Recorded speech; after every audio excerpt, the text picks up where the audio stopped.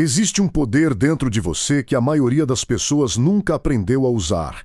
Um poder que está na sua mente e na sua boca. A Bíblia fala sobre isso há milênios. Em Provérbios, está escrito que a morte e a vida estão no poder da língua, que aquilo que você declara constantemente molda o que você vive. Em Josué, Deus instrui que sua palavra não deve se afastar da nossa boca, que devemos meditar nela dia e noite, e só então o caminho será próspero e tudo dará certo. Prosperidade, na visão bíblica, nunca foi apenas sobre dinheiro. Em 3 João, o desejo de Deus é que prosperemos em tudo, assim como prospera a nossa alma. Ou seja, a prosperidade começa por dentro, ela começa na mente. Em Romanos, somos convocados a não nos conformar com este mundo, mas a nos transformar pela renovação da mente, porque é assim que discernimos a boa, agradável e perfeita vontade de Deus. Alinhar o pensamento ao propósito divino não é um conceito moderno de autoajuda. É um princípio espiritual antigo. E é curioso como, séculos depois, um homem chamado Napoleon Hill chegou a uma conclusão muito parecida, só que estudando não a fé, mas o sucesso. Depois de analisar por mais de 20 anos a vida das pessoas mais bem-sucedidas do seu tempo, Napoleon Hill concluiu algo simples e poderoso. Tudo o que a mente pode conceber e crer, ela pode alcançar. Ele entendeu que os pensamentos dominantes de uma pessoa, repetidos e sustentados com fé, se transformam em realidade, e que a palavra falada, o que você declara sobre si mesmo, tem o poder de programar o seu destino. Fé, pensamento, palavra. Não é coincidência que esses 3 elementos apareçam tanto nas Escrituras quanto no estudo de Napoleon Hill sobre a mente humana. Antes de continuar, se essa mensagem está tocando o seu coração, deixe o seu like agora e se inscreve no canal. Isso ajuda esse conteúdo a alcançar mais pessoas que precisam ouvir exatamente isso hoje. Talvez o maior ensinamento, tanto da Bíblia quanto da vida de Napoleon Hill, seja este: você se torna aquilo que pensa repetidamente e aquilo que fala sobre si mesmo. Se a sua mente está alinhada com o propósito de Deus e a sua boca declara vida, fé e propósito, você está, literalmente, plantando a colheita do seu futuro. Então, hoje, escolha alinhar seus pensamentos com o propósito de Deus. Escolha falar vida sobre a sua própria história, porque, como diz a palavra, e como a vida provou, o poder sempre esteve dentro de você. Esse poder foi ensinado há milênios, muito antes de qualquer livro de desenvolvimento pessoal existir. E, curiosamente, foi redescoberto séculos depois por um homem que passou 20 anos estudando o que separava pessoas de sucesso de pessoas fracassadas. Hoje, vamos unir essas 2 fontes de sabedoria, a palavra de Deus e o estudo de Napoleon Hill, para entender um único princípio: você se torna aquilo que pensa e aquilo que declara. No livro de Josué, Deus dá uma instrução muito específica a um líder que estava prestes a enfrentar um dos maiores desafios da sua vida. Que o livro da lei não se afastasse da sua boca, que ele meditasse nessa palavra de dia e de noite. E a promessa vinha logo em seguida. Só então o caminho seria próspero e tudo daria certo. Perceba a ordem. Primeiro vem a palavra guardada na boca, depois a meditação constante na mente, e só então vem a prosperidade externa. Não o contrário. A prosperidade é consequência de um alinhamento interno, não o início dele. Muita gente associa a prosperidade apenas a dinheiro, bens, conquistas materiais. Mas em 3 de João, o apóstolo escreve um desejo muito mais amplo: que prosperemos em todas as coisas, assim como prospera a nossa alma. Isso significa que existe uma ordem espiritual para a prosperidade.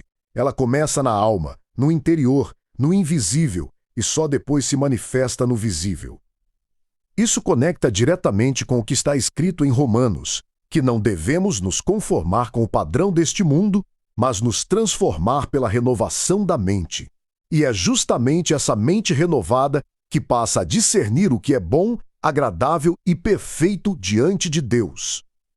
Repare, A transformação da vida não começa nas circunstâncias, ela começa na mente. Deus não pede que você mude o mundo ao seu redor primeiro. Ele pede que você permita que sua palavra transforme o seu modo de pensar.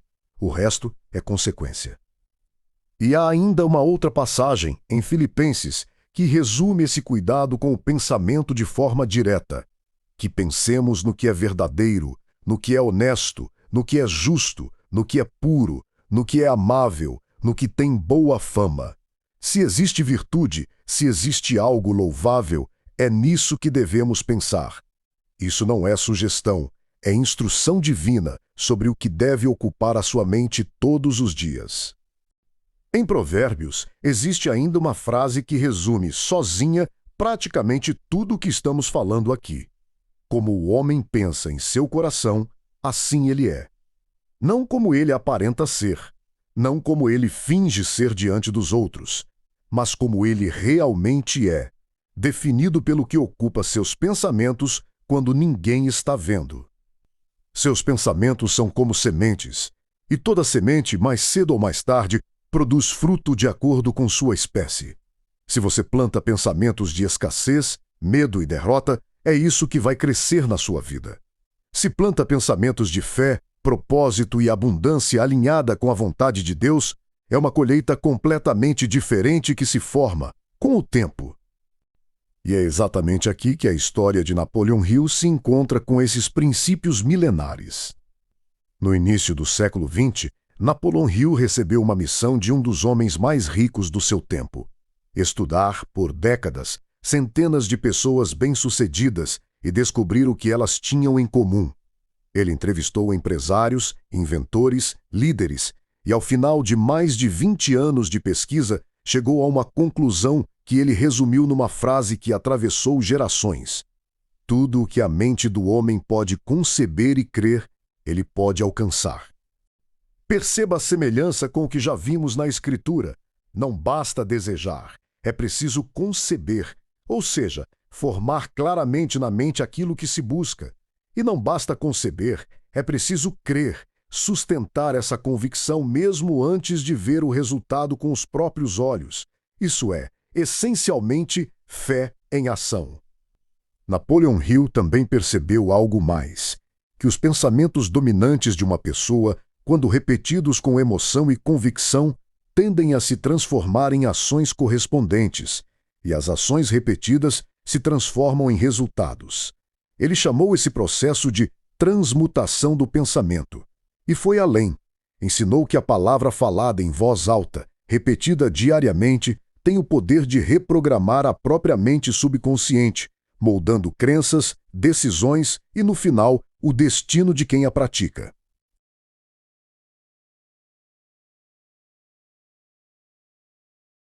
Fé, pensamento dominante, palavra repetida. Não é coincidência que esses três elementos apareçam tanto na sabedoria bíblica quanto no estudo de um homem que dedicou a vida a entender o sucesso humano. Perceba a semelhança com o que já vimos na Escritura. Não basta desejar, é preciso conceber, ou seja, formar claramente na mente aquilo que se busca. E não basta conceber, é preciso crer, sustentar essa convicção mesmo antes de ver o resultado com os próprios olhos. Isso é, essencialmente, fé em ação. Napoleon Hill também percebeu algo mais: que os pensamentos dominantes de uma pessoa, quando repetidos com emoção e convicção, tendem a se transformar em ações correspondentes, e as ações repetidas se transformam em resultados. Ele chamou esse processo de transmutação do pensamento. E foi além. Ensinou que a palavra falada em voz alta, repetida diariamente, tem o poder de reprogramar a própria mente subconsciente, moldando crenças, decisões e, no final, o destino de quem a pratica. Fé, pensamento dominante, palavra repetida. Não é coincidência que esses três elementos apareçam tanto na sabedoria bíblica quanto no estudo de um homem que dedicou a vida a entender o sucesso humano. Um dos maiores ensinamentos de Napoleon Hill foi sobre o que ele chamou de propósito definido de vida. Ele observou que as pessoas que alcançavam grandes resultados nunca eram as mais talentosas, nem as mais sortudas. Eram as que sabiam com clareza exatamente o que buscavam e mantinham o pensamento fixo nesse alvo todos os dias, sem se deixar abalar pelas dificuldades do caminho. E isso, mais uma vez, ecoa um princípio espiritual. Em Provérbios, está escrito que, sem visão, o povo perece. Ou seja, sem um propósito claro, a vida se dispersa, se perde, se torna reativa às circunstâncias em vez de guiada por um chamado maior. Já em Jeremias, Deus declara conhecer os planos que tem para o seu povo, planos de paz e não de mal, para dar um futuro e uma esperança. Isso significa que existe um propósito divino, específico, disponível para cada pessoa. A pergunta nunca foi se esse propósito existe. A pergunta é se a nossa mente está alinhada o suficiente para reconhecê-lo e segui-lo. Alinhar o pensamento ao propósito de Deus, então, não é apenas uma prática espiritual isolada. É também, na prática, aquilo que Napoleon Hill identificou como ponto de partida de toda grande conquista humana, a definição clara de um alvo sustentada por fé inabalável.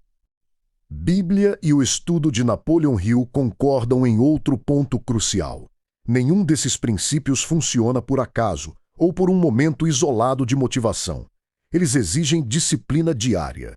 Josué foi instruído a meditar na palavra de dia e de noite, não uma vez por semana.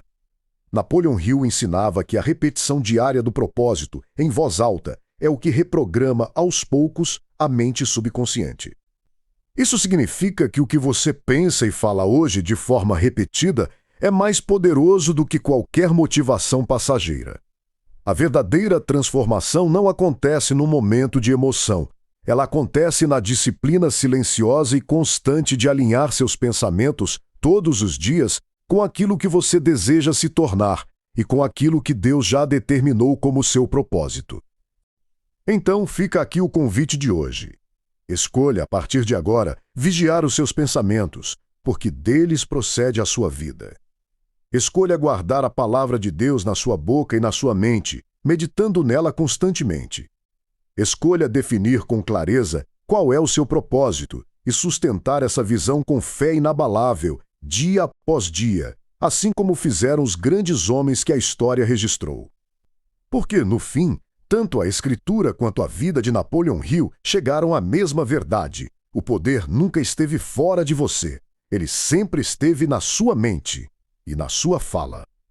Se este vídeo tocou você, deixa o seu like, compartilha com alguém que precisa ouvir isso e se inscreve no canal para mais conteúdos como este. Que a sua mente esteja alinhada com o propósito de Deus, hoje e sempre.